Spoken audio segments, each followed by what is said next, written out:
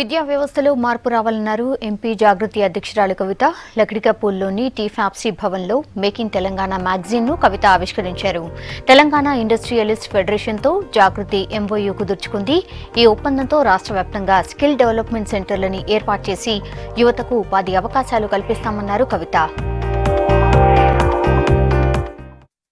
మీ దగ్గరికి engineering college పిల్లలు వస్తున్నారా? ఎప్పుడన్నా మీ కంపెనీలోకి వచ్చి చూస్తున్నారా? ఏం జరుగుతుంది, మీ ప్రొడక్షన్ ఎట్లా జరుగుతుంది? సో తెలంగాణ జాగృతి ఆ గ్యాప్ని ఫుల్ఫిల్ చేయాలనుకుంటున్నాం. ఇండస్ట్రియలిస్ట్ దగ్గరికి స్టూడెంట్స్ని తీసుకురావాలి, ఊర్లలో ఉండేటటువంటి యువకుల్ని మీ దగ్గరికి తీసుకురావాలి, చూపియాలి ప్రొడక్షన్ ఇట్లా జరుగుతుంది. Can you do better than this or can you work here, do you want to work here?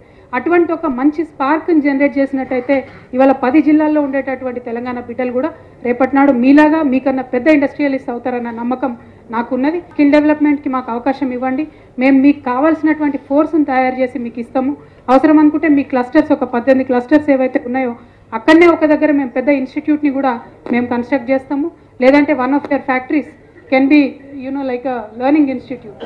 Plus మెయిన్గా ఆన్ జాబ్ ట్రైనింగ్ ఏదైతే మీరు ఇస్తామని ఎంఓయూలో మాకు కమిట్ చేశారో అది చాలా అవసరం. అది మాకు ఎక్కడ రాలేకపోయింది.